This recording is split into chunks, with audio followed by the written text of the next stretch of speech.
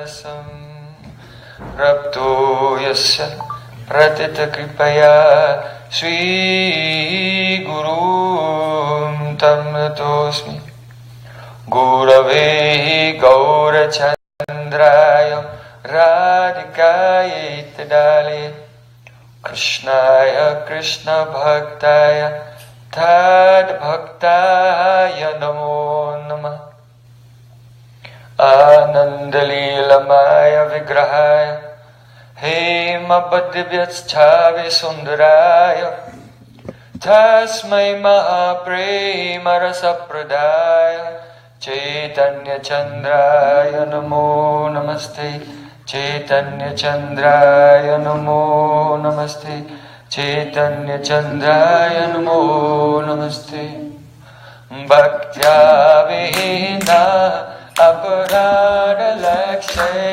Chiptastu Kamari Toram Kamati Kripa Maitam Shanam Prapana Brinde Namaste Charanarvindam Brinde Namaste Charanarvindam Govinda Damo Daramadaveti Govinda Damo Daramadaveti Govinda Damo Daramadaveti Govinda Damo Daramadaveti Hey Krishna Hey Yadava Hey Saketi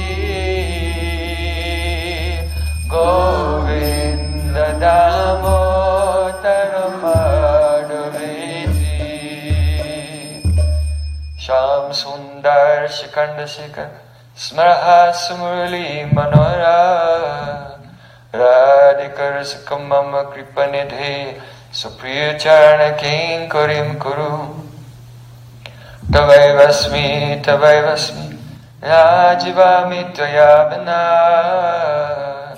Iti Vigyaya Devi Tam Nayamam Janantikam.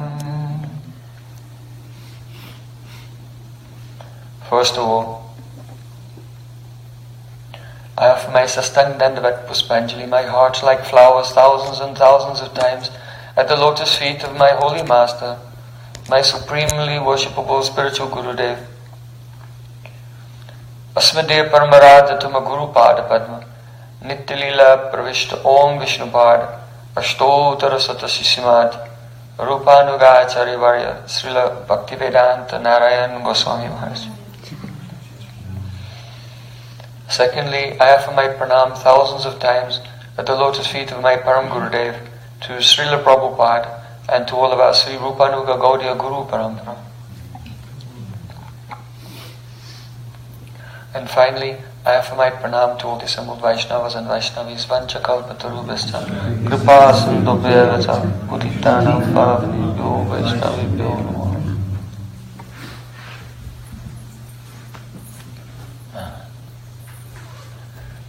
Who is new to the practice of Bhakti Yoga?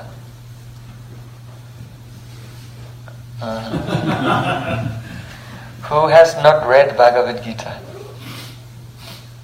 Everyone has read Bhagavad Gita? Okay. You've read Bhagavad Gita? Good. Okay. I was expecting only very senior devotees, so my mind was in another katha. But now we have some newborn members of the family here, and they also have to have. They can't chew nuts yet, so they need some mushy food, some milk. And then they'll be invigorated and enlivened and energetic on the path of bhakti. So,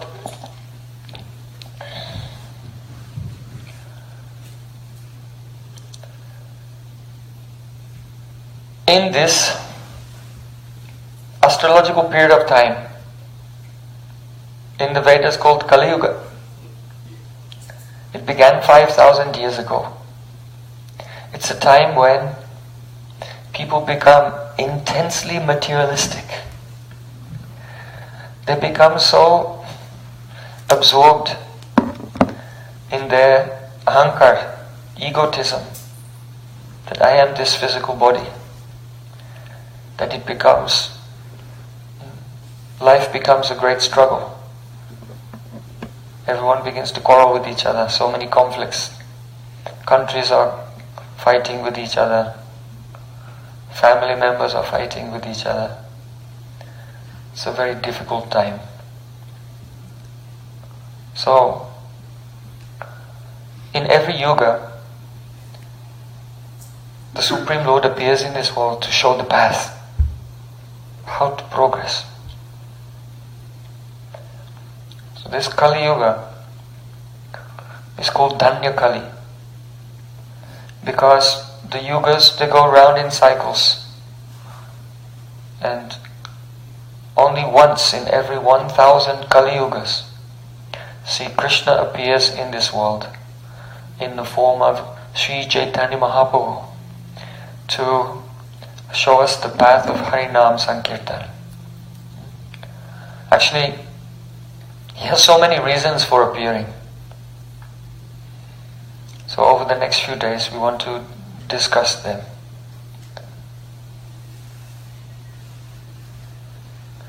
He has his external reasons for appearing and internal reasons for appearing. So external doesn't mean material. All his reasons are spiritual. But external means what he does for others. And internal means what he's doing for himself, his own fulfillment of his own divine transcendental desires. So, there are two internal reasons and two external reasons for the appearance of Sri Chaitanya Mahaprabhu. The two external reasons are primary and secondary. The secondary external reason is to establish the Yuga Dharma. What is the religious practice for this age? That is Harinam Sankirtan. And the primary external reason is Anarpita Charim Chirat Kurunaya Vartirnaha Kalo Sumarpaitum Unnata Ujjvala Rasam Swabhakti Sriyam Hari Purata Sundar Juti Kadamba Sandipita Sadavridya Kantares Pratuva Sachinandana. To give a type of love that was never distributed before the last time he came. A very great treasure, a secret from the spiritual world. We'll discuss that later. We want to go through the reasons one by one. Then his internal reasons for appearing. The secondary, that also has primary and secondary. The secondary reason is the call of Advaita Acharya and Haridas Thakur. Srila Namacharya, Srila Haridas Thakur. Before Chaitanya Mahaprabhu appeared, they were in this world. And they were crying, seeing the miserable state, suffering state of the people. With great compassion, they were weeping and they were begging Krishna to descend again. So because Krishna is very soft-hearted, and he's controlled by the love of his devotees, so he had to come because of the call of his near and dear ones. That was internal secondary reason. And the primary reason for his appearance, Sri Radhaya Pranaya Mahima Kiddishovanayeva. Krishna had some desires which were not fully realized, they were not fulfilled during Krishna Lila. He had three desires that were not fulfilled, but when he appeared as Sri Chaitanya Mahaprabhu, he fulfilled those desires. So he wanted to touch each one of these four reasons. So we're starting with the Yuga Dharma. In Gita, Sri Krishna said, Yada yada hi dharmasya glanir bhavati bharata abhyutanam adhamasna tatatmanam srijamyaham. When there are so many demonic persons in the world and they're spreading irreligious, materialistic, self-centered activities and attitudes, and people become more and more sinful, so adharma is going up, irreligion is going up, and dharma is going down. Then Sri Krishna said, at that time I descend myself to establish the principles of religion. However, we should know that this is not the activity of Krishna. Krishna is Rasik Shekhar, the relisher of all the entire spectrum of the flavors of love with his devotees. That's what he does. It's not his business, it's not his duty to maintain this material world. Lord Brahma is a creator, Shiva is destroyer, and Vishnu, it's his job to maintain. So when Sri Krishna comes to this world, he comes here to relish the loving relationships with his devotees. But at the time when Krishna comes to this world, then all the other incarnations enter into him. And so, incidentally, in his Leela, he performs the functions of all the other incarnations. But he doesn't really come here to do that. That's why this is called the external secondary reason. Just like if you go to your kitchen and you light the fire and you start cooking. So the primary reason you lit the fire was to cook. But incidentally, the kitchen was cold and it became warm. So you lit the fire to cook the food. That's why you lit the fire. But incidentally, the coldness of the kitchen went away and it became warm and pleasant. So in the same way, Supreme Lord comes to this world to reciprocate and exchange love with his devotees. And incidentally, because Vishnu enters into him, then the killing of demons, the destruction of the adharma, and the rise of religious principles, real dharma, this is all established. So, and then when Krishna returns to his abode, then all those incarnations, they come out from his body and they go back to their various levels of the spiritual world. Just I was hearing from Jagannath, he was telling me he went to that skyscraper called Burj Khalifa. So it has whatever, 200 floors. So the persons who are visiting, they all get in the elevator, and as it goes up, someone gets out on the 10th floor, someone gets out on the 20th floor, someone gets out on the 50th floor, someone goes right to the top, like that. So in the same way, when Sri Krishna does his lila in this world with all the avatars in him, then when he goes back to Golok, then as he's going up, then all the avatars get out on their different floors. Lord Narayan gets out in Vaikuntha, Lord Nrsimhadev gets out in the Shingalod, Lord Ram gets out in Ayodhya, like this. Dwarkadish gets out in Dwarka, Mathura gets like this. And in this way, Krishna returns to his abode, and then all the avatars go back to their abodes at the end of the Leela. Yeah. Even when Krishna came to this world, it was not his all-powerful, sort of a Shaktiman. He's the original Supreme Personality of Godhead. It's not necessary for him to come and establish Dharma when Krishna came. Because at that time, Kamsa Maharaj was one of the main demons, and he was terrorizing everyone, but he wasn't so powerful. You know, Hiranyakashipu and Hiranyaksha were much more powerful than Kamsa Maharaj. And so they were taken care of by Lord Nrsimhadev, by Lord Varahadev. In comparison, Kamsa Maharaj was quite insignificant. So there was no reason for Krishna himself to come. But the time came, the demigods prayed to him, and he appeared to Prema Rasa Nirjas Kurite Ashradan Ragamaga Bhakti Loke Kurite Pracharan.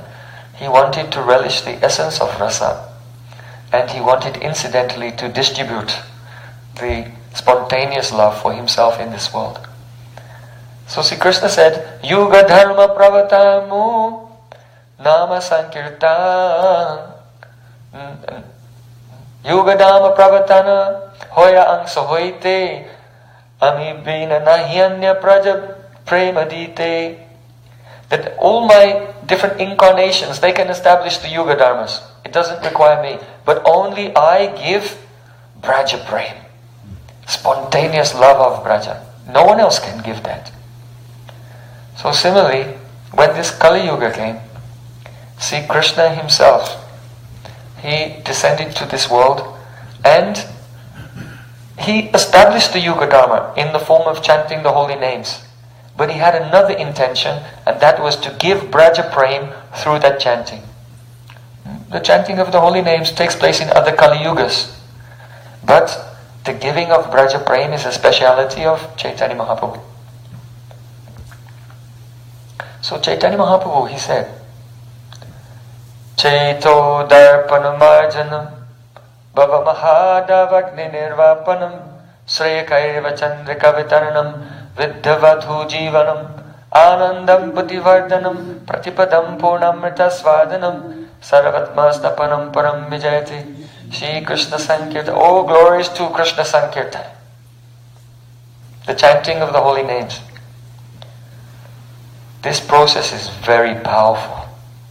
There's no sadhana like the chanting of the Hare Krishna Mahamantra.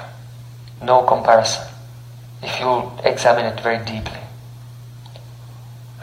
In the Padma Purana, it is said, Namaikam yashavachi smarana patakatam srotramulam gatamba shuddha vasudavanam vyavahitarahitam tharyatyeva satyam tatsched deha dravina janita lobapashanda madhye nikshiptam syan napalajanakam Shirpram eva travipra. The chanting of one name, Krishna, everyone. Krishna. That is so powerful that only one name, if it will touch you in any way, you will be liberated from the endless chain of birth and death. That means not only if you chant Smarana Patakatam, if your mind only remembers the name of one name, Krishna. You were walking down the street and you saw the word Krishna on a sign. And you looked, you didn't even say it, only your mind read it, Krishna. At the end of his life, you will see that you are liberated. Liberation is very difficult to attain. Srotamulam Gatamba, or if the sound of the name of Krishna will go in your ear, one time, to give liberation. And even if you utter that name Krishna purely or not purely, perhaps you cannot pronounce it, you don't pronounce it properly, but still you just say, like in Chinese they say Krishna, right? Sometimes in Russia they say Krishna. People say it in Orissa, Krishna. So even if you don't pronounce perfectly, no harm, still the name is powerful. Why? It has Vastu Shakti. Like a fire, if you touch fire, it will burn you.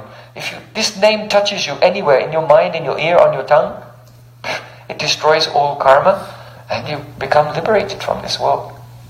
Vyavahita rahitam. And so that's why everyone, we are not tabula rasa. People say when you're born we're all like a blank slate and you can write anything on it. Not a fact. Everyone's coming with the same problems and hang-ups and attachments from the last life. So, anyone, and some of my friends, they have twins. And so the twins are born on the same day, from the same mother, in the same place. And immediately, when they're just a few months old, it's obvious that they're two completely different persons. Why? Because everyone's coming with their samskars. Samskar means impressions of activities of the past life in the subconscious mind.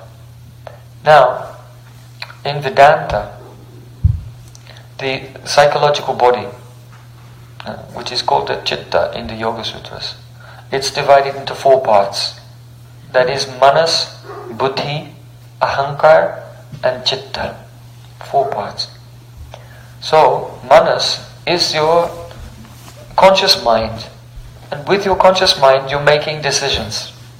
I like this, I don't like that. You take up something, accept something, and after some time reject it. This is the function of the mind.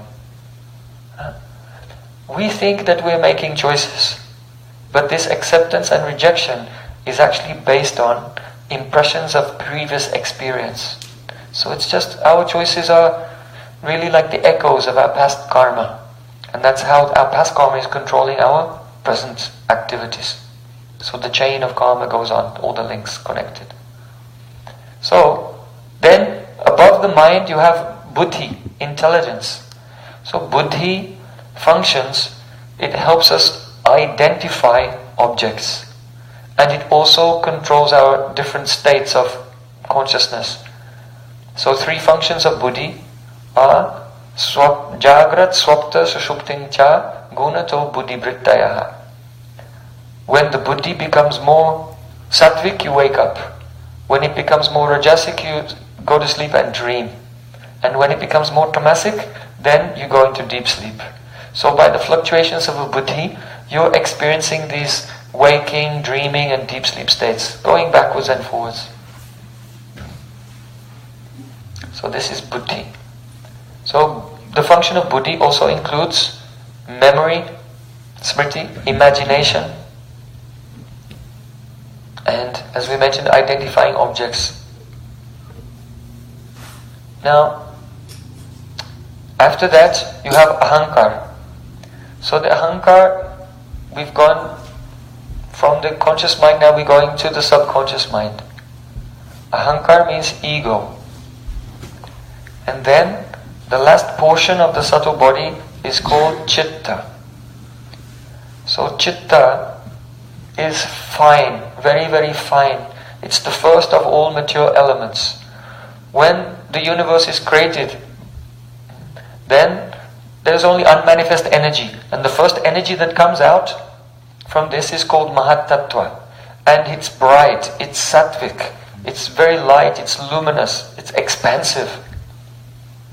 So the portion of that Mahatattva which is in your psychological body is called Chitta. So when the Mahatattva is in your psychological body, that's called Chitta. So it's very light. But the problem is this. The objects of the physical world, they're tamasic. So every time you touch them, taste them, smell them and try to enjoy them, then that leaves impressions in the Chitta of the tamas, of the mode of darkness, the mode of ignorance. And so the more impressions are there in the Chitta of the sense gratification, it starts to go dark. So Chitta by nature is luminous and expansive, but it starts to go dark and it starts to contract.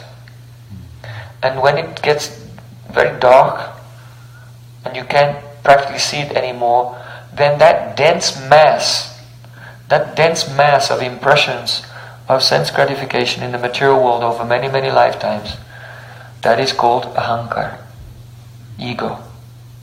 And that is present in the subconscious mind, and it makes us think, well, I am this body. I am 20 years old, 40 years old, 50 years old, 80 years old. I'm going here and there. I'm standing, sitting, walking, opening, closing my eyes. Krishna says, Naivam kinchit karomiti. One whose consciousness is pure, whether he's standing, sitting, walking, talking, opening or closing his eyes, he knows that his senses are engaged with the external objects, but the self is doing nothing. Atma, the self, not doing anything. But we think we're doing so many things.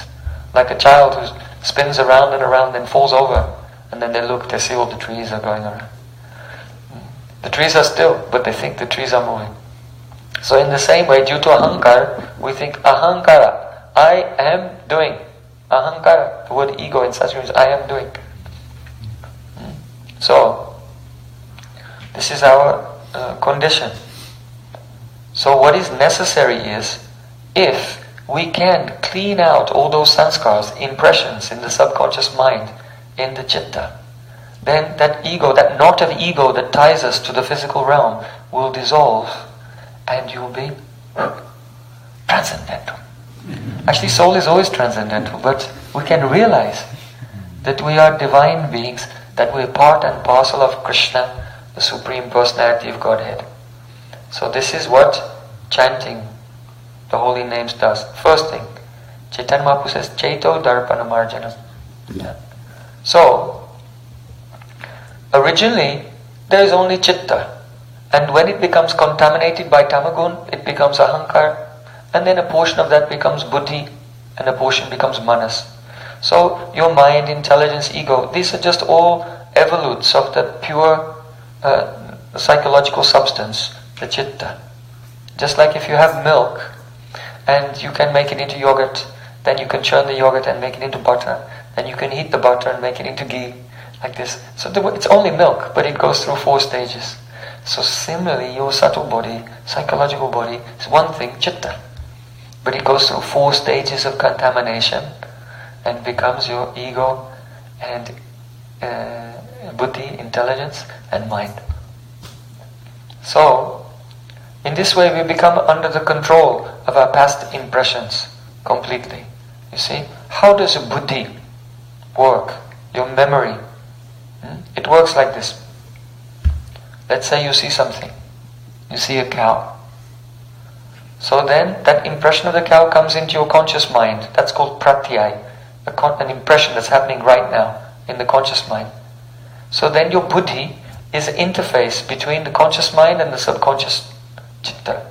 So the buddhi goes into the subconscious mind and looks around and tries to find a match for what you're seeing right now. So it digs around and finds a picture of a cow that you experienced before and a memory that someone told you when you were 3 years old. This is called a cow, like that. And then the buddhi brings that impression into the conscious mind and matches the two, like that, and then you recognize this is a cow. You see? So that's how the buddhi is the interface between the conscious mind and the subconscious mind. And that's how we recognize everything. And that's how our choices are going on. You see? If you go somewhere and you see someone, you look at them, and then that triggers the buddhi bringing an impression. And it may be of someone who looked just like that person with whom you had a bad experience in a previous life. And you immediately think, I don't like this person. Like that. There's no reason. It's just your own impression.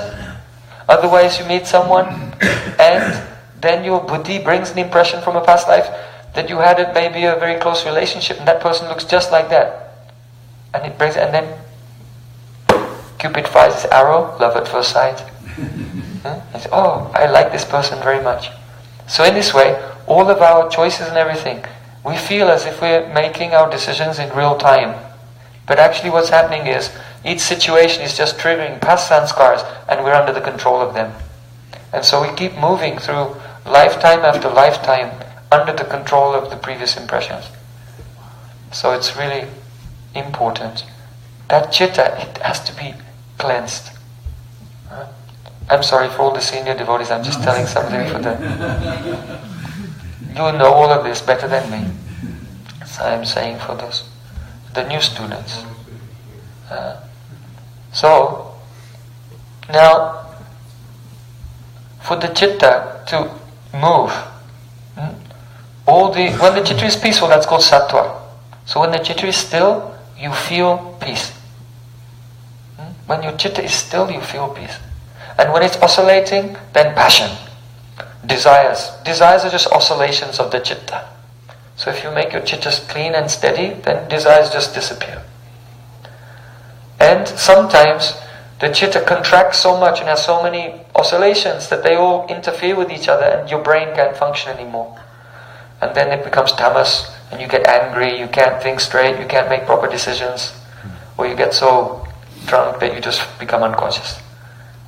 So these are how the gunas function, the 3 gunas, sattva, rajas and tamas in the mind.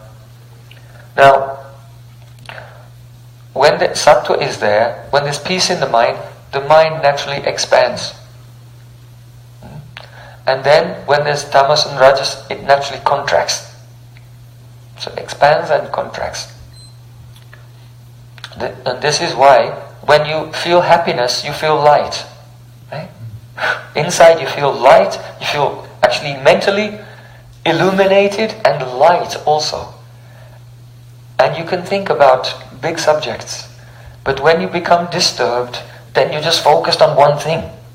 You can't see the big picture because the consciousness has contracted and it's not functioning properly. So, in order for the mind to expand and contract, it needs some medium. It needs a field to move. So that is called akash. People say space or ether, that is called akash. So in Srimad Bhagavatam, there Kapil Dev, he says, Bhutanam chitradhatritvam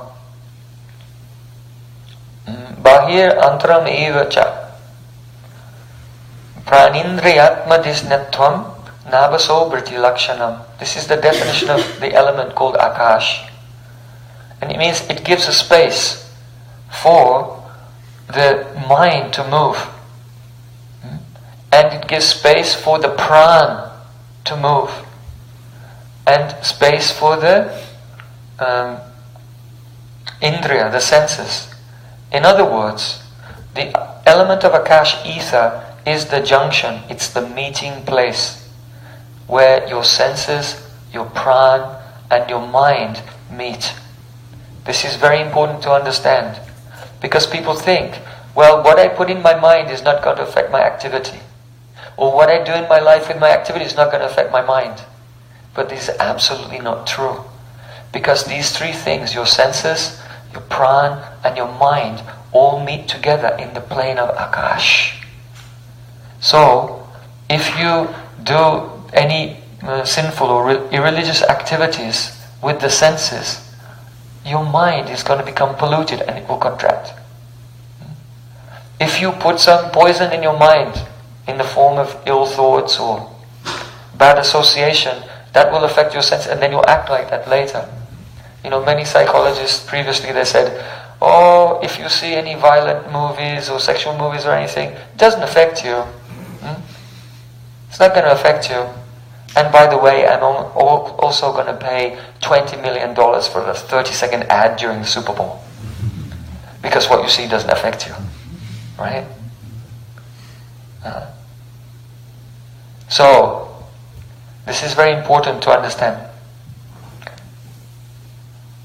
So, what is Dharma? What is religion? What is culture?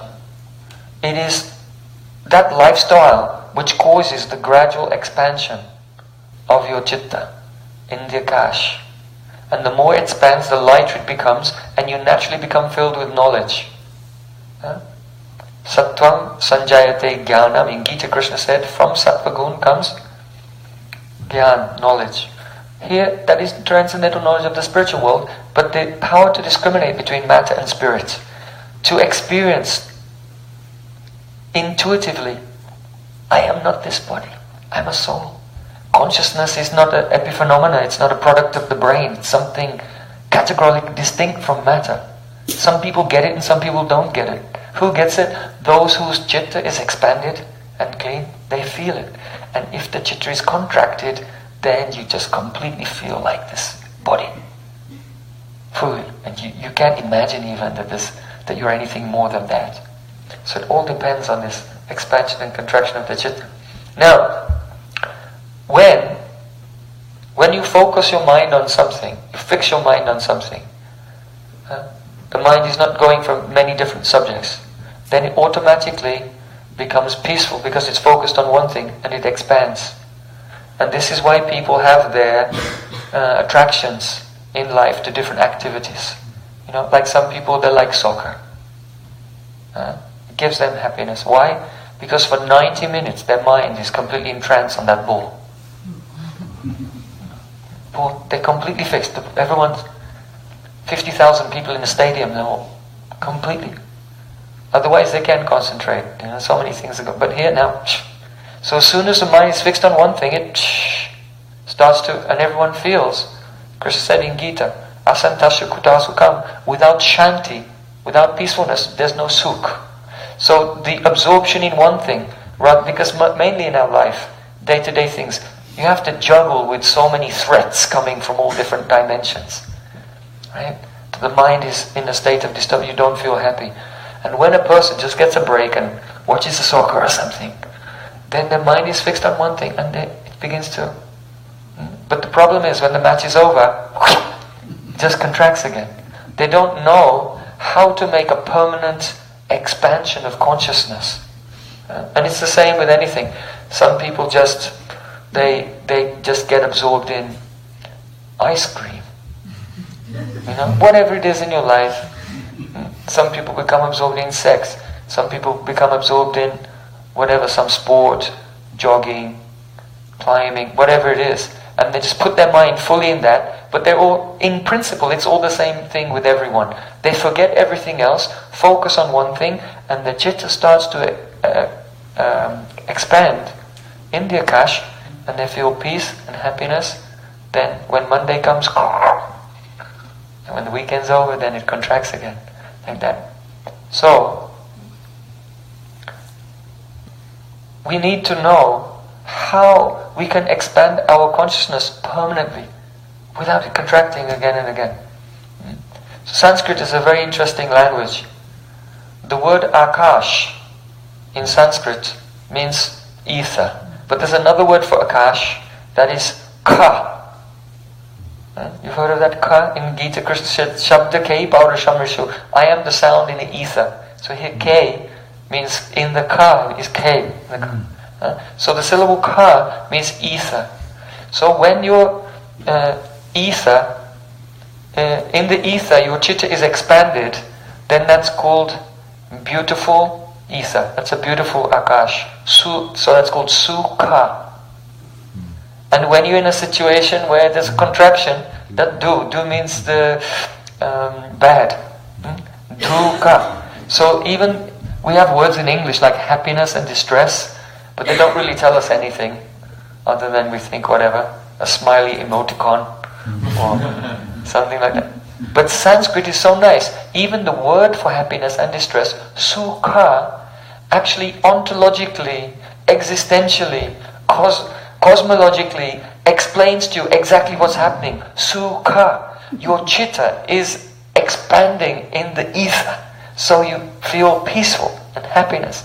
And dukkha, that's a crunch. And then you feel miserable. So, Chaitanya Mahaprabhu is saying, first thing, Chaito Darpanamajanam, everyone chant.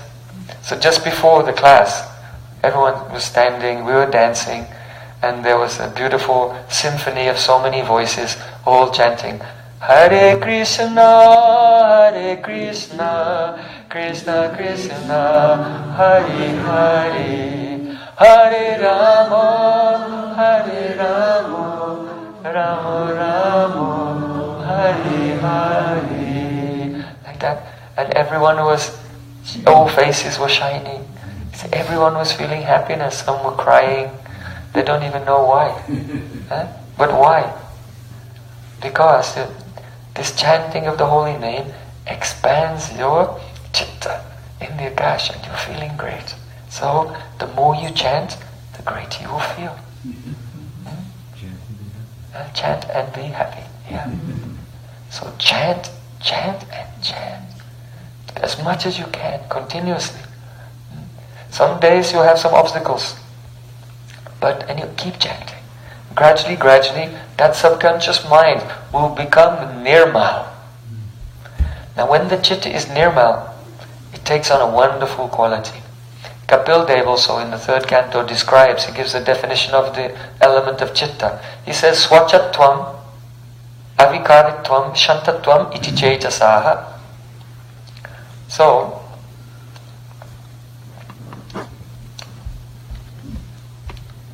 Shantatvam means when the chitta is clean, all the impressions have been wiped away, then you become undisturbed by rag and dvesh, attachment and aversion.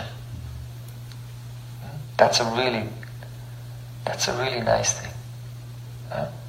You see, even when you're enjoying and you're happy in your nice situation and whatever, you're sipping a pina colada on the beach,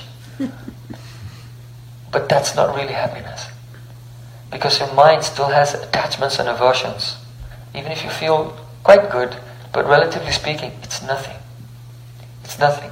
But if the chitta can become steady and clean, then all attachment and aversions go away. You feel like, oh, finally, my whole life I was being strangled. And now that person let go. That was Maya, strangling us. Then that is blissful. To have no bodily identification and know that you're eternal part and parcel of God, that's blissful. That's not even the beginning of the bliss, actually. That's just the freedom from the suffering of material existence. Bhava Mahadavagni Nirapanam. The fire of material existence goes out. The real bliss starts after that. But relative to worldly life, very wonderful thing. So, that is a Shantatvam. Then another quality of the purified chitta is Avikaritvam. There's no modification, oscillation. And so that means one becomes free from lie and vikshep. Vikshep means distraction. If you want to meditate, it's not easy. The mind is like the wind going here and there. It's difficult. And if I say to you, think of anything except for an apple, you can't do it. Try. Oh, you just think of an apple. You can't. Mind is completely uncontrollable. Huh? So, when it be avikaritvam, undistracted, you can focus completely. And lie means no laziness, lethargy of the mind as well, no dullness. Then, and the most important quality comes now, swachatvam. Swachatvam means pure, clear, and especially it means, according to the commentaries, Bhagavad Bimba Grahitva, that your chitta, your psychological body being clean and shining and bright, now becomes Bhagavad Bimba Grahitva. It becomes capable of catching the reflection of the form of God. So you can see God. We're not playing games. Chaitanya Mahaprabhu's movement is a movement to teach everyone how you can see Krishna. You can meet with Krishna and serve Him. That's why we're here. So Chaitanya Mahaprabhu says, Chaito Darpana Marjanam. Go on chanting very carefully, without offense. Subconscious mind will be cleansed, and when it's purified, when you chant, you will see the beautiful lotus feet of Krishna. Or walking in the dust of Vrindavan. And your heart will palpitate. Oh, hope he doesn't step on a thorn. Because his feet are so soft and fragrant. Krishna, don't step on any. Come and sit down here.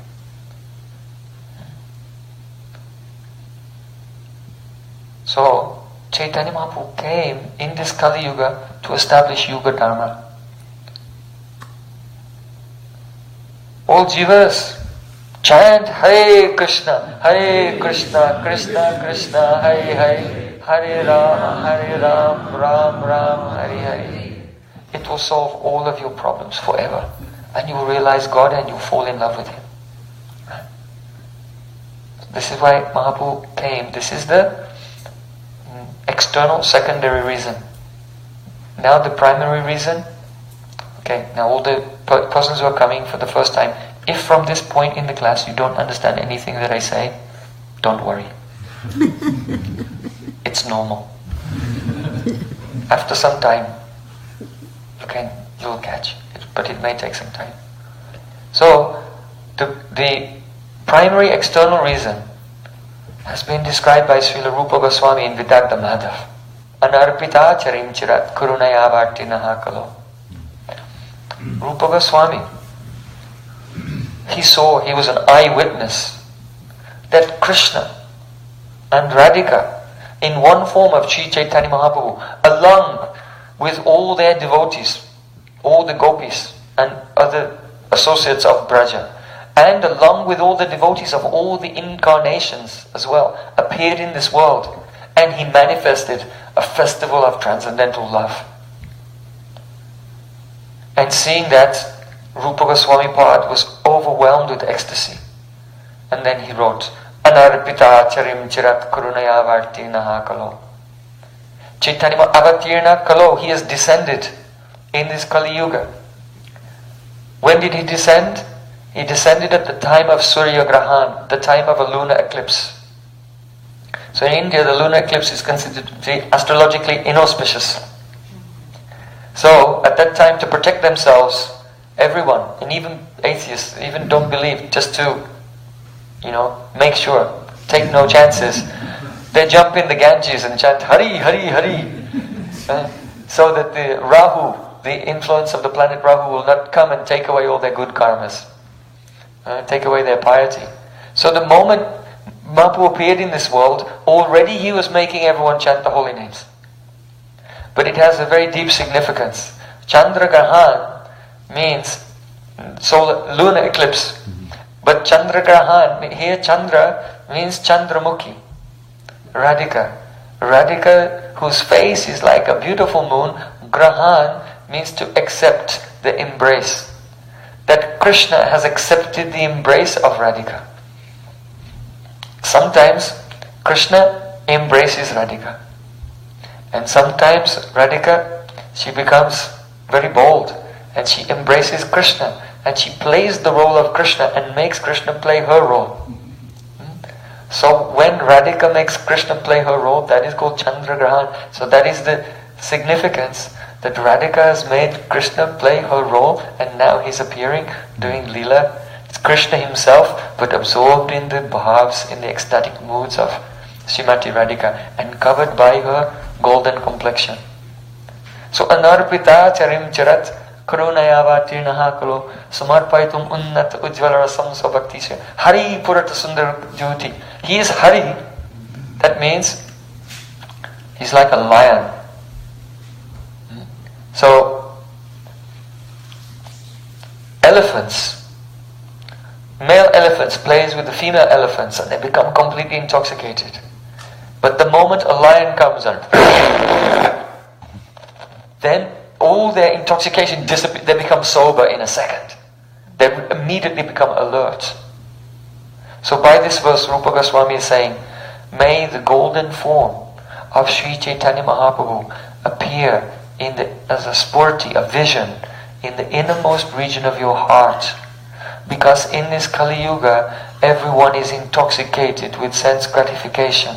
But the moment they see the golden form of Chaitanya Mahaprabhu, all that madda, intoxicated mood goes away and they become alert to their spiritual welfare.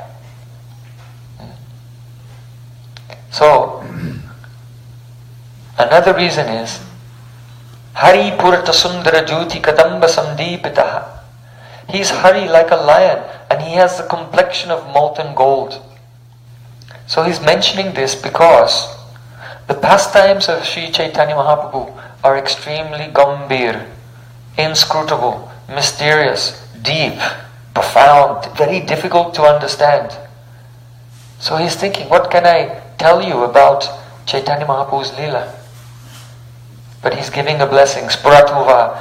If that golden form of Chaitanya Mahaprabhu will appear for a moment in your heart, only seeing his golden form, then you'll immediately get Prem and gradually understand everything. Because Krishna's appeared with Radhika's bhav in order to relish and realize her mood, and with her complexion in order to distribute it. It's the golden effulgence of Chaitanya Mahaprabhu that distributes this Prem. You can see once Chaitanya Mahaprabhu was going from Jagannath Puri on his way to Vrindavan.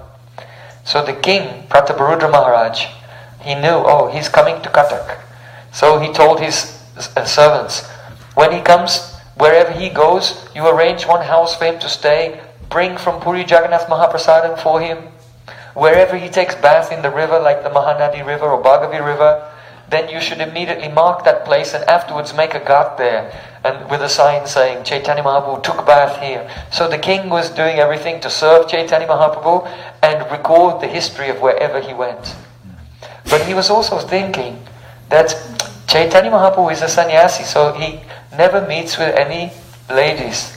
So all the queens and princesses in my royal court, they don't have a chance to see Chaitanya Mahaprabhu. So he arranged some elephants, and on the back of the elephants they had big palanquins with curtains all the way around, and inside, behind the curtains, all the queens and princesses were there, peeping out. So Prataparudra Maharaj had the elephants situated on the side of the road where Chaitanya Mahaprabhu was coming past. And so Mahaprabhu is going to Vrindavan. Krishna Krishna Krishna Krishna Krishna Krishna Rakshama Rama Raghava Rama Raghava Rama Raghava Rakshama Krishna Kesava Krishna Kesava Krishna Kesava Pahima. He's in such a high ecstatic love for Krishna. And he was passing on the road, and those queens and princesses, they just peeped out from the curtains on the backs of the elephants, and just seeing him from far away, they began to cry, their hairs were standing on end, their bodies were trembling, and they became overwhelmed with prema. Emona kripala nahi shuni tribhuvane Krishna prema hoy yara dur darshane. Krishnadas Kaviraj Goswami said, never in the history of the world has anyone heard of anyone so merciful as Chaitanya Mahaprabhu, only seeing him from far away. And those persons would immediately become overwhelmed with love for God. So, this is the meaning. Hari Purata Sundara Jyoti Kadamba Sandipitaha. That seeing that golden complexion manifest in your heart, then we can.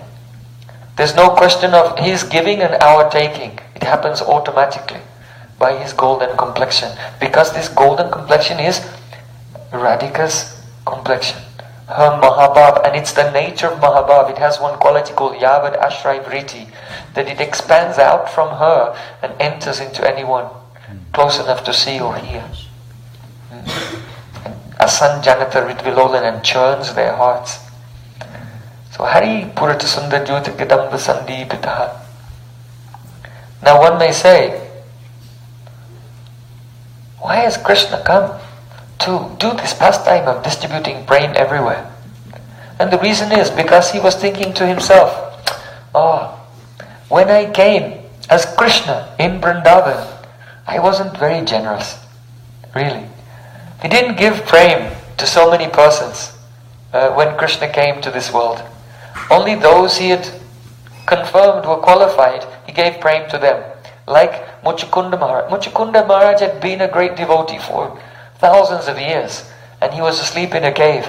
And Krishna, running away from Kala Yavan, went all the way to the cave just to give prema to Muchukunda Maharaj. So he went here and there, he gave some prema here and there.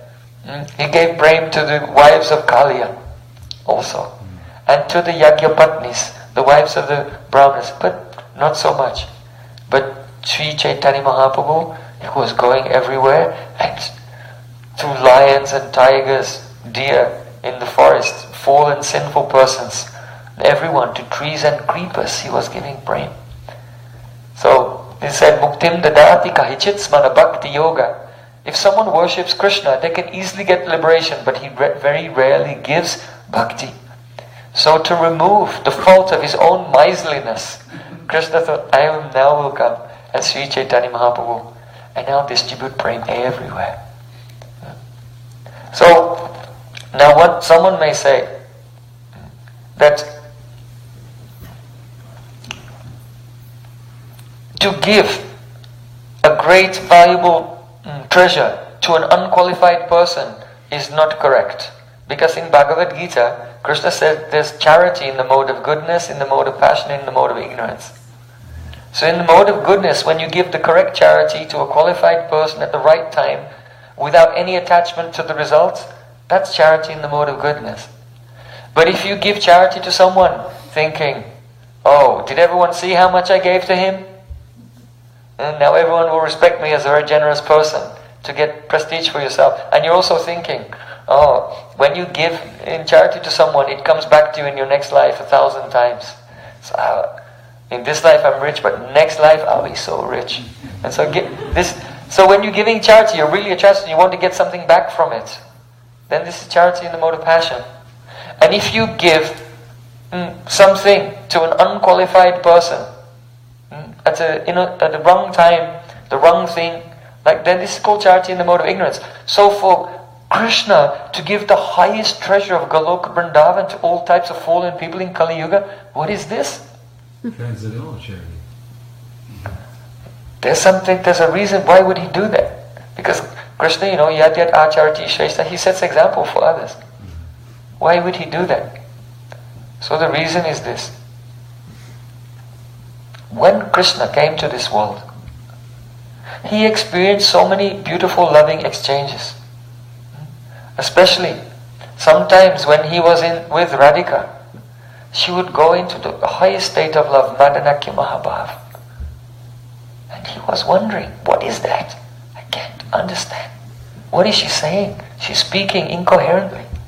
What joy is she feeling? And sometimes in the course of his Leela also, Krishna would leave Vrindavan and go away for many years in Mathura and in Dwarka. And then finally, he returned and came back to Vrindavan. And when he met with Radhika and Gopis there in Vrindavan, also when they met at Kurukshetra, then this joy of meeting together after long separation is called Samriddhiman Sambhog. A fully nourished, successful, flourishing, prosperous union. Samriddhiman Sambhog. So there's great happiness in this. But Krishna would experience Radhika's, see her Madanakya Mahabhav now and then, and the Samriddhiman Sambhog only after many years of separation from time to time. But when Radha and Krishna became one in the form of Sri Chaitanya Mahaprabhu, then he experienced continuously Radhika's Madanakya Mahabhav. And the Samriddhiman Sambhog, a union that even he did not experience in Krishna Lila. That is where, though Radhika embraces Krishna in the form of Chaitanya Mahaprabhu, every pore of the skin of Radhika is embracing every pore of the skin of Krishna. In this Gauranga Swarup. So when Krishna experienced this Gauranga Swarup, he became so ecstatic. He felt like he'd conquered the world. So the example is given of a king. If a king leaves his country and goes all over the world and conquers all the other kings and becomes an emperor, they all pay tribute to him and they give him so many boxes full of treasure, like gold and silver coins and jewels. So then the king, he returns to his capital, and when he comes back to his capital, all his citizens line the streets and he has a victory parade. And when the king is riding on a golden chariot with so many ministers and all the boxes of treasure through the street, and all his citizens are saying, Jai, Jai Maharaj, Jai Maharaj, then the king, he just puts his hand into the boxes of gold coins and jewels, and this is a tradition in Vedic culture. When the king becomes emperor, he does this procession through the streets and he just throws the jewels and coins into the crowd, and all the crowd, beggars, anyone can just catch them at that time. So in the same way, when Krishna experiences fully the deep embrace of Radhika in the Gauranga Swarup, he thinks now, he's so happy I became the emperor of the world, so he's going everywhere and throwing the priceless jewels of Braja Prem even to beggars and useless sinful persons in Kali Yuga. Not only that, but when the king is riding on the chariot, his ministers are there as well, and he tells them, you also, and they dig into the treasure troves and they also throw. So when he comes with Nityananda Prabhu, Advaita Charya, Gadara Pandit, Srivas Thakur, Rupa Goswami, and they're all grabbing and throwing everywhere. And everyone's becoming their lives are becoming successful. So sometimes they give gold coins, sometimes they give valuable jewels, and sometimes chintamani. So gold coins means sadhan bhakti. You get the sadhan, real sadhana. And jewels, bhav bhakti. And Chintamani, Prem, Krishna Prem. So, but some persons don't get. They are kapati, those who are very duplicitous. So there are 3 types of duplicitous persons who can't catch any coins. So don't be one of them. They're called Dan Kapati, Bal Kapati and Prem Kapati. Dan Kapati means duplicity in regard to wealth.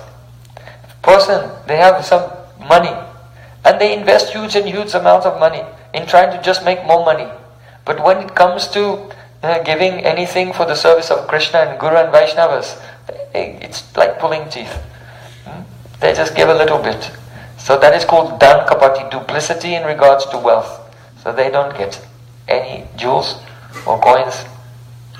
Then the second one is called Bal Kapati. That is duplicity in regard to strength. So you have energy, you have physical energy, but when the kirtan comes, you don't dance. Tandava Nritya, like Lord Shiva when he's destroying the universe. You have to dance like that. Just throw yourself in the kirtan, fully dance with your full energy. So that person who doesn't give his full energy in Harinam Sankirtan, they're called Balakapati, they also don't get any jewels. Then the last one is called Prem Kapati.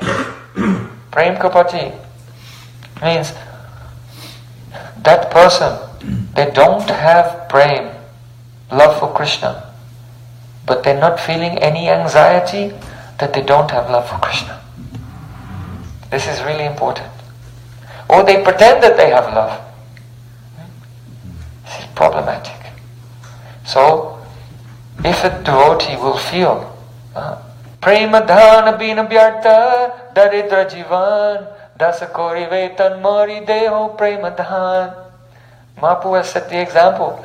He said, without the treasure of Prem, I am a poverty-stricken beggar. I'm destitute. My life is completely worthless. Alas, alas, Krishna, please bless me with this divine love. Make me your servant and pay me the salary of Prem. So some anxiety should be there. And then those persons, they'll definitely catch some jewels that Chaitanya Mahaprabhu is distributing. So Rupa Goswami is saying, Sadaride Akandre Spratuva Sachinandana. May that beautiful golden form of Chaitanya Mahaprabhu appear in your heart. His name is Sachinandan. At the end of the verse he said Sachinandan because Chaitanya Mahaprabhu loves his mother. Sachi is the name of his mother. Nandan means son. So Chaitanya Mahaprabhu loves his mother so much. When he was 24 years old, he left Navadvip and he accepted the renounced order of life, sannyas. But Nityananda, he wanted to go to Vrindavan. But Nityananda, who by a trick brought him back to Navadvip Dham, and he came to the house of Advaitacharya in Shantipur. So then news came, Mahaprabhu is back. And everyone went rushing to Advaitacharya's house in Shantipur. So Advaitacharya sent some servants, go and bring Sachimata on a palanquin. So they went to Mayapur and they put Mother Sachi as a guest of honor and they carried her there on a palanquin. And she got down and then she saw her son for the first time, shaved head, saffron cloth. She was crying so much she couldn't even see him. So many tears were flowing. And she took her son in her lap and was kissing him. And Chaitanya Mahaprabhu was wiping away the tears of his mother. He said, forgive me. I've given up my true dharma, my true duty. That's to serve you. Just say the word and I'll come home. Sachimata said. She said, before I thought that I was so fortunate. I thought that you are my son, and having you as my son, this is the greatest treasure of my life. But now you've left me, I think that all my whatever impious activities of my past life, the fruit of that has come at once. Now I am so unfortunate. Before people would honor me, but now they'll consider I'm inauspicious. If If I could just die now, should be free from the pain of public condemnation. Now they'll think, oh, look at that widow, even her son left her. She said, no one will even say my name. So Nimai, he was wiping away the tears of Sachi. He said, oh mother, that's not true. You are always my mother, you will always be my mother. In every life you are my mother. And I can never leave you. I am always with you. And if anyone will just say the name Sachinanda, then that person, even if he has no sadhana, at once he purchases me. I become under his control if someone will just say Sachinanda. If someone will just say Sachinanda, then that person will very soon attain all transcendental knowledge. They will get the fruit of perfect study of all Vedanta. That person himself will purchase me. He will become a holy tirtha. In fact, that person who says Jai Sachinanda, Jai Sachinanda, Jai Sachinanda, only repeating Sachi, Sachi, Sachi, then I give myself to him, I become pleased with him in every lifetime. What more can I say? I consider that person is my guru who says the name Sachi. So in this way, Mahaprabhu was pacifying Mother Sachi with sweet words. So the implication is that the holy name, the chanting of the names of Krishna gives everything. But there are obstacles of offenses.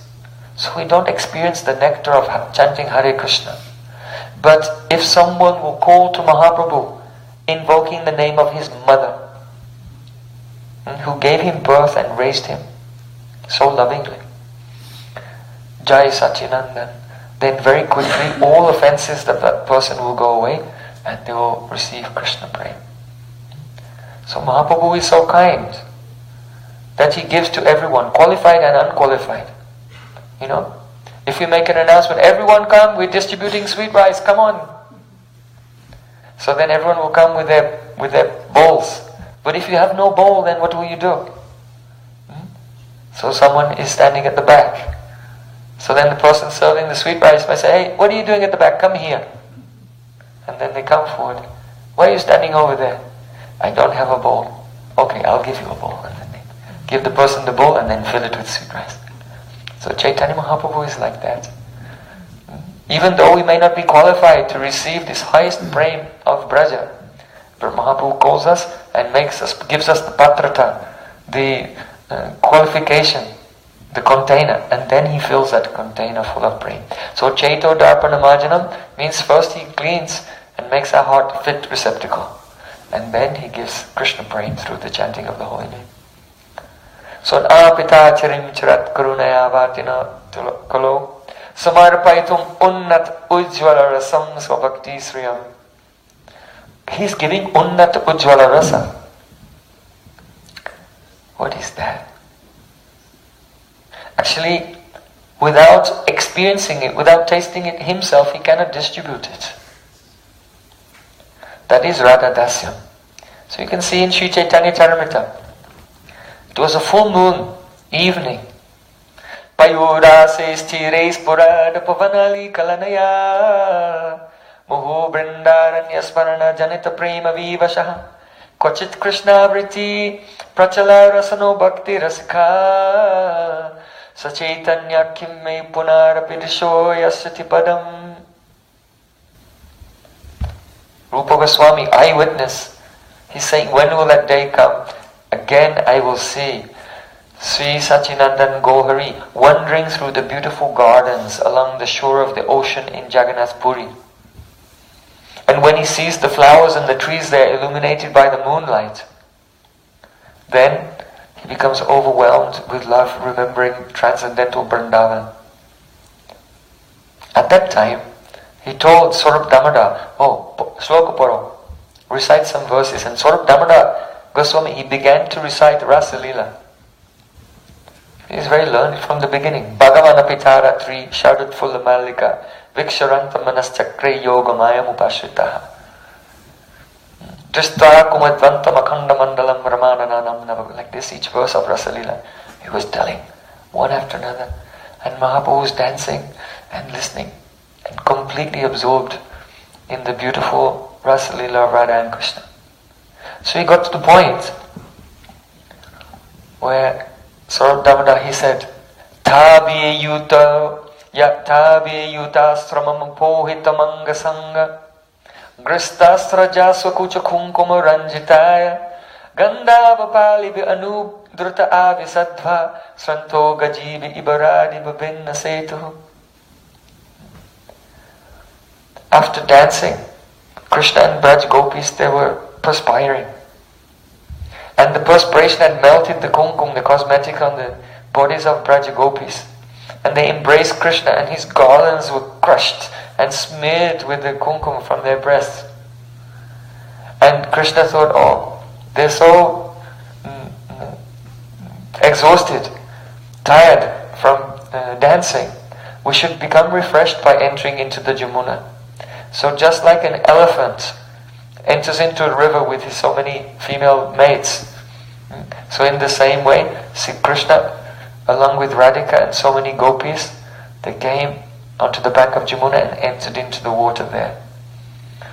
And the fragrance of his garland with the kumkum from the gopis was attracting so many bumblebees. And just as the Gandharvas sing songs and glorify Lord Narayan, he was like that. And so many bumblebees were as if singing the glories of Krishna like Gandharvas. He is compared to an elephant. Why? Because when Ibaradi Babinna Setu, just as when an elephant comes on the bank of the sandy bank of the Jamuna, the elephant's very heavy, and as he steps on the bank it collapses. Because the bank goes like this. And the banks break and collapse as they enter into the water. So he's breaking the boundaries. So in the same way, see Krishna, he's like an elephant and he's breaking the boundaries of all Dharma. Not actually because he's transcendental, but in his Leela as a young boy, a village boy, he has no care in the world. All boundaries are broken. And he's entering into Jamuna with so many gopis. And when Chaitanya Mahaprabhu heard this verse, he looked and he saw the moon reflected off the ocean in Jagannath Puri. And he thought it was Jamuna. And he saw what was being described by Saurabh Damodar, Krishna and Braj gopis entering into Jamuna. And Mahaprabhu himself just ran and they didn't even see. Where did he go? And he disappeared under the waves. So as you know, they searched for him everywhere, and then they discovered that a fisherman had caught him in a net. So when they approached Mahaprabhu, they began to do kirtan, and slowly he came out from his internal consciousness, and he was looking at the sky, seeing things that no one could see. And he began speaking. He said, I saw Radha and Krishna and Braj gopis. They'd been dancing together and they entered into the Jamuna.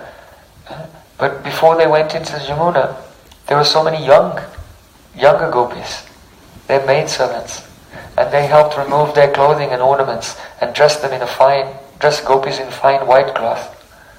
And they stayed on the bank, and Radha, Krishna and the Sakhis went into the water, and they were splashing each other. Sometimes Krishna would pick up Radhika and take her out into the deep current and drop her. And then she would have to hold on to him. Because when she's in anxiety and she chastises him, her face becomes more beautiful. So sometimes Krishna does things to provoke her just to see that beauty. Sometimes Krishna was catching gopis and they tried to escape from him. And gopis all went to, there was like a bank full of beautiful golden lotus flowers, and the gopis sunk into the water up to their necks. So their faces are golden like lotus flowers, and there are lotus flowers each side. So Krishna couldn't see them, where they were hiding. So in this way they were playing together beautifully in the water. And then after, Mahaprabhu said, but I was standing on the bank with the maidservants. And then after some time, they came out from the water, and we dried their bodies and then smeared them with sandalwood paste and kasturi and a guru. And then Brinda Devi had made so many ornaments out of flowers, crown, garlands, garments. So then we decorated Radha and Krishna entirely in the Pushpa Vesh, the entire outfit just made of different colored fragrant flowers from the forest. And they look so beautiful. And then we'd prepared a spread of so many different types of fruits, pomegranate, mango, and banana, and pineapple, and everything chopped and arranged in beautiful patterns. And Radha Krishna sat down together dressed in flowers. They're laughing and joking with each other and feeding each other. And then Radha Krishna got up and went into a kunj, a bower, a beautiful cottage. And they went inside.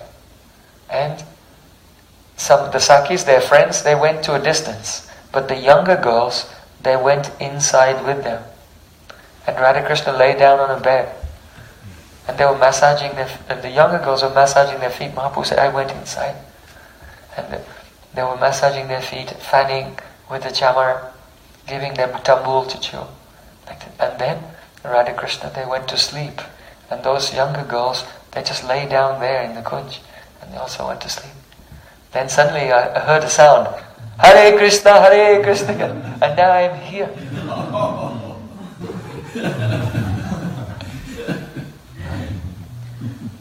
So, this means that Chaitanya Mahaprabhu himself, he tasted Radha Dasyam. He was tasting what it means, because mainly he came to this world to experience Radharani's mood of serving Krishna. But here in this pastime of Chaitanya Charitamrita, there, it's described that Mahaprabhu is experiencing what it's like to be a younger personal attendant, rendering all types of direct bodily services to Radha and Krishna. So,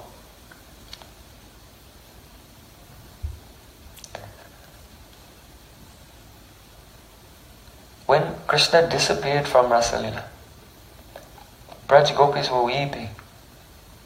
Radhika said, Yate sujata charanam buruham staneshu Betashanai priyadadi mahika kaseshu Teinata vimmata sitad gatateina kimswit Kurpadi bi brahmatidhi babudaya shamna.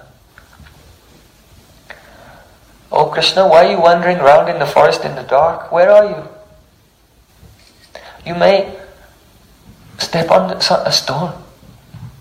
I cannot tolerate it. Even when we're alone together and I hold your lotus feet on my heart, I lower your lotus feet onto my heart very slowly, thinking your feet are so soft. Even my breast will give some pain to you. So now I cannot imagine. My mind is becoming mad thinking that your soft lotus feet are wandering in the dark forest. You should come at once. If you will not return, I have no chance to serve you. Then I should just die right now and let the remainder of my lifespan be added to your life so that you can have a long and happy life in Vrindavan. So, Braja Gopis are like this. Their minds are thinking of Krishna's soft lotus feet. Actually, the lover, she wants to serve her beloved, to be on the chest of the beloved. But when Prem becomes very deep, then humility rises and one feels Krishna Prema Eka Apurva Prabhav Guru Samulagu Ke Korai Dasya Bhav. Love for Krishna has one astonishing quality, and that is that whether you're junior to Krishna, equal to Krishna or superior to Krishna, it makes everyone feel das. I want to be his servant. So we see this everywhere. Just like Nanda Maharaj, when he was in separation from Krishna, Krishna had gone to Mathura and he was speaking with Uddhav. Uddhavji was trying to tell him, Krishna is the Supreme Personality of Godhead. Nanda Maharaj said, look, I don't want to get into a discussion with you whether Krishna is Brahman or not Brahman. I just want to know when will he come back to Vrindavan. Anyway, if you say he's Parabrahman, then Manaso Vrityo Yasur Krishna Padam Buddhastraya Vacho Bidayine Namnam Kayastat Pravanadishu.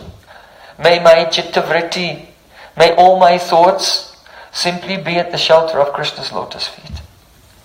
May my words only speak His name and glorify Him, and may my body always be bowing down to Him. So his father, his guru, he's senior to Krishna. But in separation, in Prem, when the great wave of humility comes, then he takes a position like a das. It's not his taibhav, it's a sanchiribhav for a moment. So this is a very high level of love. So in the same way, you see also in Brahma Vimohan Leela, Krishna became all the cowherd boys and calves, right? But he didn't tell Balaram. He never told Balaram. So one day, Balaram saw that all the cows were more attached to their older calves than the younger ones. And all the boys, the men, the cowmen were attached to their sons just like they were attached to Krishna. And Balaram was thinking, what's going on? And Yogamaya was coming. Gradually when Yogamaya removed, then Balaram realized, Krishna, they're all you. And then Balaram calls Krishna Prabhu. Why? Because he was feeling such humility. My brother, I'm so close to him, but he never even told me. Why didn't he tell me? And he was feeling such humility. So then he called, though he's the older brother, but he called Krishna Prabhu. So in the same way, Radharani, in separation, she says, Kinkarinam granite bhujam aguru sugandam murjidas tatkadanu. Oh bumblebee, she's talking to a bumblebee. Now Krishna is in Mathura. Does he remember me sometimes? Does he sometimes talk about us, his kinkaris?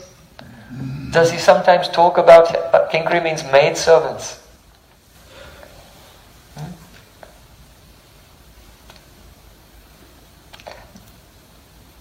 Does Krishna sometimes say, sometimes he's with the princesses in Mathura, and he says, oh, you royal princesses, you're so educated, you're so sophisticated.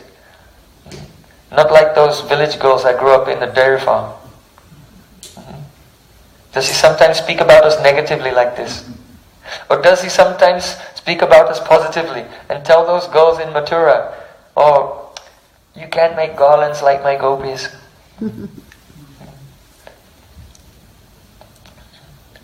Does Krishna sometimes dress himself and then look in a mirror in Mathura and then noticing that the shirt he's wearing was actually sewn by the gopis themselves? See his reflection in the mirror and become devastated in separation and forget who he is, and then criticize himself and talk to his own reflection. I am so cruel. But at least you are remembering them, you're wearing their shirt. But I am so cruel, how could I forget the gopis of Vrindavan? So Radharani is in separation. She feels so humble. And she says, Kinkari, I am a Kinkari. I'm just a maidservant of Krishna. So, when that bhav comes, though the lover is position is on the chest of Krishna. But when Prem becomes very high, they think, oh, I want to serve the feet. You can see in Pranay Geet, when Krishna told gopis, return to your homes. They'd left everything for him, but Krishna said, now you've seen the forest, you should go back. Then Braj Gopis said, Yahyam bhujaksha tav padatalam ramaya Datakshanam kvachidaranya jana priyasya Asprakshma tad prabhiti anya samanja anya samanya anja Statum stvaya viramita bata paryayama Sriyat padam bujurajas chakame tulasya Labdva vivakshasi padam kila britya jushtam Yasya svavikshanamutanya sura prayasas Tatvam bayam chatava padaraja prapanna. Krishna said, you should go back, go home to your husbands. They said, oh Krishna, If Lakshmi Devi has the chance to touch your lotus feet for one moment, then she would think this is a great festival of joy. So what to speak of us? Since that moment, we touched your lotus feet. They bowed down and touched it when they came Rasa Lila. They said, from that moment, just the touch of your lotus feet, we became overwhelmed with such a bliss that we are unable to stand even for 1 second in the presence of any other man. O Krishna, you know that Lakshmi Devi, she attains a place on the chest of Lord Narayan, but she would rather be at the feet of Lord Narayan, even though she has to share those lotus feet with many other servants like Tulsi Devi. So in the same way, we have come to you, not for our happiness. We have simply come to serve the dust of your lotus feet. Yeah. So when Prem is very high, then this Charna Bhakti, devotion to Krishna's lotus feet comes. So we are describing this verse. Yat chai sujata charnam buruham staneshu. Don't wander around in the forest. Why do you want to keep your feet there? Keep your feet on my heart. So how Radhika is dedicated, absorbed in love for Krishna, and when that prem is very high and humility is very high, she simply thinks at every moment of his soft lotus feet. So in the same way, we're using this as a comparison. The dasis, the maidservants of Radhika, they feel the same way about Radhika's lotus feet. Try to understand what is Radha Dasya. Ananya Sri Radha Pada Kamala Dasya Ikarasadi Hare Sange Rangam Sapana Samayena Api Dadati Balat Krishna Kurba Sakav Divi Kimapya Charatika Pyudastra Maveti Pralapati Mamatma Chahasati. Srila Prabodhananda Saraswati Thakur said, the Manjaris, the maidservants of Radhika, Ananya Sira, their mind is one-pointed, completely absorbed in the rasa, the mellows of service to Radhika's lotus feet. And they never, even in their dreams, think of directly meeting and enjoying pastimes with Krishna. In their this is very important, you see. When you're awake, your buddhi is functioning. So there's certain things that you have sanskars, impressions. Maybe you have done things in the past. But if it will come in your mind, you won't do it. Because your buddhi is like a security lock. And it's, okay, don't do that, don't do this, it will be problematic. But when you dream, then the lock is off. And all kinds of thoughts of things that you never do while you're awake come in your mind. Because all the sanskars come. So it means if there's something that you won't even do in your dreams, that means even those sanskars are not there. Those impressions are not there. So, the maidservants of Radhika, even in their dreams, they never even think of themselves dancing and embracing and performing pastimes with Krishna. They're completely only thinking of the lotus feet of Radhika. So if Krishna will catch them and pull at their cloth, then Mahamatma Chahasati, they say, no, stop.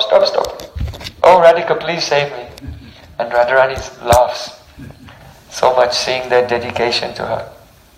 So that mood of one-pointed dasya bhav to the lotus feet of Radhika, this is unnata ujjvala rasam swabhakti sriyam, the great hidden treasure that was never distributed at any time before. So Sri Chaitanya Mahaprabhu is giving this through the chanting of the holy names. So chanting of the holy names is Yuga Dharma. And by that you can easily get liberation or go to Vaikuntha. But that is Mahaprabhu's the secondary external meaning. But the primary purpose of his appearance, primary external purpose is to samarpaitum unnata ujjvala, to give this. So to receive that, then it's essential to have Braj, Rasik, Rupanuga, Vaishnav Sangha. Otherwise, if one is chanting in a just whatever, according to one's own understanding, Then one may get liberation, one may go to Vaikuntha, one may go to Golok even. But to attain this Unnata Ujjvala Rasam Swabhakti Sriyam, then one must chant and hear under the guidance of Rupanuga, Brajrasik, Vaishnava, those who are deeply absorbed in that love for the service of Radhika's lotus feet. And by hearing from them, then Rati Vasanaya Swadvi Basate Basate Kapi Kasyachit. It means that then you'll develop the sanskars that make one very, very eager and greedy to attain that particular type of love. So, without Brajrasik Vaishnav Sangha, it's not possible. Therefore, along with Mahaprabhu came Saurabh Damodar, Rai Ramananda, Rupa Goswami, Raghunath Das Goswami, and also all of our acharyas have come. So, in this way, Rupa Goswami described the external reason for Mahaprabhu's appearance, and Saurabh Damodar Goswami has described the internal reason. So tomorrow we want to discuss the three internal reasons why three desires Krishna fulfilled in Gaura Lila. And also in that Gaura Lila, Radharani in Krishna Lila also had three desires that were not fulfilled. So we want to describe tomorrow the three desires of Radharani which were also fulfilled by this in this Gaura Lila.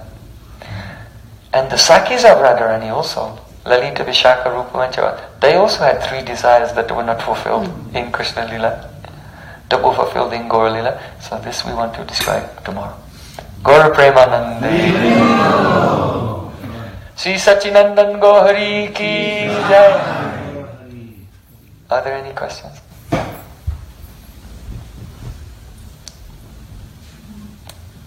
Any questions? No? Just a quick question. At the beginning of the class, we were talking about how all matter is in Tamagun, but there's some relativity as compared to Chit Vastu as spiritual substance, but then again it goes down to Sattva, Rajas, Tama, so it can be by contrast Tamagun, but then relative again. In the cosmology, how the world is created, the first of the elements which are considered to be tamasic transformation of ahankar is shabda, sound. And then, sound. And from sound comes akash. And then the sense of touch, shabda. And then air. And then the sense of vision, form, rup. And then fire. And then the sense of taste and water. And then the sense of fragrance. And then earth. So all the gross elements, they're called Pancha Mahabhut, and the Pancha Tanmatra, that is the five sense objects which are their qualities, they're all the tamasic transformation of ahankar. They're all tamasic transformation of ahankar.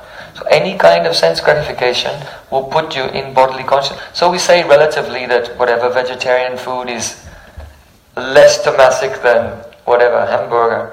Right? So we say like this, but actually all the sense objects are tamasic in nature. So anytime the mind is trying to enjoy them, it darkens the chitta. And that's why whatever food is prepared, it's offered to Krishna. And when it's offered to Krishna, then it becomes transubstantiated. It becomes in essence, in substance, transcendental. And then when you take it, it purifies us and even gives us the experience of association with Krishna, because it's his Adaramrit, the nectar of his lips is in there. But if you try to enjoy Mahaprasadam, then the outer aspect of the, because you make offense to Mahaprasadam, then the material aspect will act on you and it will put you in the mode of ignorance. Right? Just try it, just chug back 2 liters of sweet rice and just crash out like this, and so that's why even Mahaprasadam is transcendental, but to actually experience its transcendental nature, you can't try to enjoy it. You have to have a spirit of seva. towards Mahaprasadam. Is Yes, Prem. Akash also a space for material elements? Yeah. Yes, but Krishna has created the senses and the elements with a dual function. One is our senses can be used to cause us to be entangled in this world. And another function is that through the Akash, by utilizing Akash and Shabda, then what happens is, when you say Krishna's name is Satchidananda, it's transcendental, you can't chant that. But if you have a mood which is without offense, and you produce the similarity of Krishna's name, it makes an opening in the Akash, and the light of the pure name shines through that. So that's called Nam Abhas. And that does Chaito Darpana Marjanam. So Chaito Darpana Marjanam, Bhava Mahadavagnivapannam, Shreya Kariva Chandrika Vitaram Vidyavadvicha, these four things, they all come from Nam Abhas. And then Anandam Buddhivardhanam is Bhav. So it's only the light of the pure name shines through the Akash when you chant without offense and cleans the heart. And some reflection of Krishna comes there.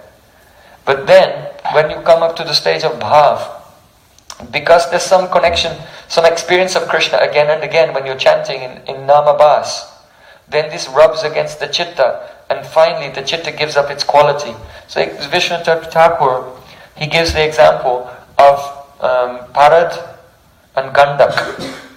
Gandak means sulfur, and Parad means mercury. So, if you get sulfur and mercury and you try to mix them together, actually they don't mix. They just don't mix. But you rub them again and again and again, and then suddenly they both give up their nature and it becomes kajal. And you can make some eyeliner for Radharani. So, the example here is of the Gandak, Parad and Gandak. It's like that. Your chitta becomes clean and you're chanting in the stage of Nishtha, you can start to see Krishna's roop, his form, and some qualities. Then, because your sins have gone, but there's still some pap bij. That means some samskars, impressions of sinful activity. So when you go on chanting in the stage of Nishtha, it destroys the pap bij. Then the stage Ruchi comes. So Ruchi is defined, Ruchi papa bij nashat madhurya anubhavaha. Due to the destruction of the seeds of the sinful samskars being destroyed, then one has an experience of Krishna's madhurya anubhav, Krishna's sweetness. So when we begin to experience Krishna's sweetness in the stage of Ruchi, then that's taste, because taste must mean you're tasting something sweet. And that's called taste. So in that stage, that's when the sweetness of Krishna is so intoxicating that it makes you forget that he's God. Srila Prabhupada said, I'd come to remind you what you've forgotten, that Krishna is the Supreme Personality of Godhead. So Srila Gurudev came and he said, now you have followed Srila Prabhupada for some time, I've come to teach you how to forget Krishna. Forget that Krishna is God. Right? Forget that he's God, he's the son of Nanmaj, he's a coward boy. But you can't do that artificially. You can't just say, okay, Krishna's not God. Is Krishna God? No. This won't do. All our Goswamis, they know, they can write so many books explaining how Krishna is the Param Tattva. But when you come in the stage of Ruchi, then when you're absorbed in Harinam, and you begin to see Krishna's form and qualities, then his sweetness comes. The sweetness of Krishna is so intoxicating that it covers over the samskar that Krishna is God. Then you forget Krishna's Bhagavata. And then in the stage of Ruchi, you begin to see the chitta opens, it becomes open enough to accommodate Krishna and some parikas, associates as well. So that's called Krishnam Smaram Janam Chasya Prastam Nija Samihitam. So when you begin to experience the associates, now you become attracted to one of them and then you do a rope. Their bhav and cheshta, that means their feelings and how they're acting, it naturally reflects into your chitta, and your chitta transforms and becomes like them. Patanjali describes this in the Yoga Sutras. Tatstha tadanjanataha samapatihi. When the chitta is very clean, then it transforms and it becomes the object that it's absorbed in. So if let's say a yogi wants to know about his digestive system, so he'll just sit and meditate on his navel chakra, and then his mind will transform and become all his internal organs. And then he can know about the digestive tract and the intestines and everything. So yogis get knowledge not by cutting people open and seeing what's inside, but by focusing the meditation on any object, then their chitta transform becomes that, and they know everything about it. So that knowledge is called yogaja. So similarly, when the devotee's mind is very steady, and now he focuses on the associates, then his chitta transforms and becomes just like them. And there's a rope, a superimposition of their bhavs and their activities. And then that's called Tistan Brajay Tadanuragi Jananogami, following the associates. So then that will come in the next stage, Asakti. That's the abhas of your swarup, in the stage of Asakti. So then you can follow that verse, Seva Sadhaka Rupena, Siddha Rupena Chatrahi. Outwardly, following the Goswamis, chanting, remembering, serving the deities, doing kirtan, doing parikrama.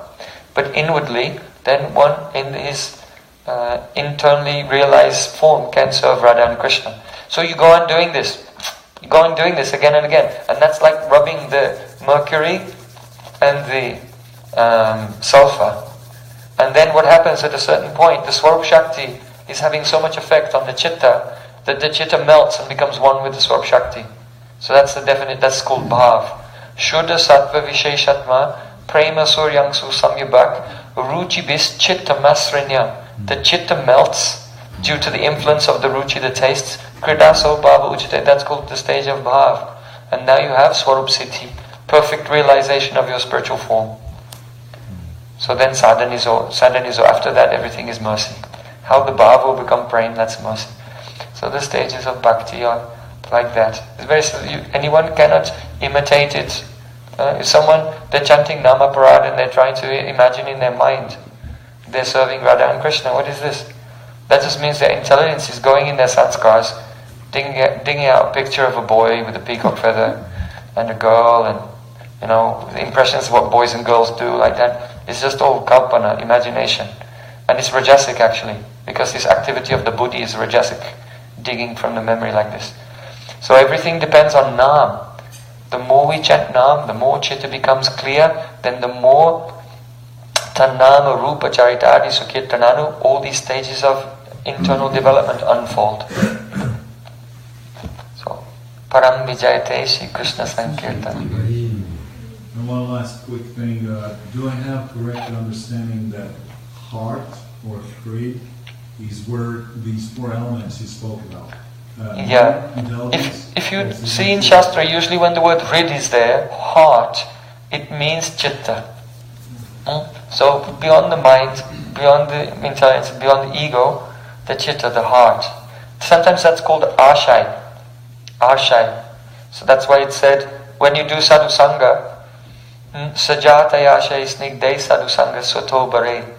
The person you associate with should be significantly more advanced. They should be very affectionate to you. And they should be ashai. That means the inner region, the chitta, has all the impressions in the mood that you want those impressions also. So by hearing from them, because the taste that you have in serving Krishna in a particular way will depend what samskars you get from your association. So I quoted that verse, Rati vasana swadvi basate kapikasya chit. So if you'll associate with someone in Sakyaras one day, and Madhuriras another day, and Ram Leela another day, and Lakshmi Narayan another day, you get these mixed up impressions. And then when you're chanting, you won't have a specific taste in anything. And so your bhav can't become mature. So this is why it's very important to seek out the association in the same mood that we want. Then we'll just get one set of clear sanskars, and then our taste will come in that one type of mood. So you're saying that man, buddhi and ahankar is not part of the heart? That's contaminated chitta. They're a devolution of the chitta. So with a devoluted, contaminated chitta, you can't really do anything. That's got to be cleansed. That's the first thing that has to be cleansed up. So it's an impure heart. Yeah, it's an impure heart. Yeah, impure heart, yes. I was just curious about the medium of the spiritual master in relationship to what you just were discussing. Because that's so relevant. I'm just curious what you have to say about that. Well, there are two types of guru. There are many types, but two types of Paramahansa, Diksha Guru and Shiksha Guru. So Diksha Guru gives Diksha mantra and teaches us how to do archan. So the process of Diksha is actually called Pancha Sanskar. It's 5 types of impressions that lead to Paramaikanti Hetavaha. Baladeva Dibhushan has quoted in Pramaya Ratnavi, Paramaikanti Hetava. So the Diksha process, 5 types of sanskars, giving tilak, giving a name, giving mantra, teaching you how to do puja to the Ishtadev of your mantra. Like all of these combine together to make the favorable samskars that your mind can be one-pointed. But that's in archan. So it's like a Vaidhi Bhakti, but it leads the Ishtadev is the right person. But then the role of the Shiksha Guru is to tell the Brajarasa Katha and Gora Katha also. And then this makes sanskars an intense greed. The Diksha is cleaning us up to create the greed to enter into bhajan. So, therefore Krishnadas Kaviraj Goswami, he says, Chaitanya Lilamritapur Krishna Lila Sukarpur Dui mili hoi sumadurya Dui mili hoi sumadurya Sadhu Guru Prasade Tharaje Aswade Sehi Jani Madhurya Prachurya. Chaitanya Mahaprabhu's Leela, his pastimes are the Amritapur, full of nectar. And the Leela of Krishna is like Karpur, camphor. And when these two are mixed together, it becomes excessively sweet. So Sadhu Guru Prasade Taraye Ashwade, by the mercy of Guru and Sadhus, then they cause us to taste that sweet mixture of Gaura Leela and Krishna Leela. And then we can say Jani Madhurya Prachur. We can know what is the real abundance, endless ocean of sweetness. So that is really the supreme function of Guru Tattva, to cause us to taste the sweet mixture of Gaura Leela and Krishna Leela.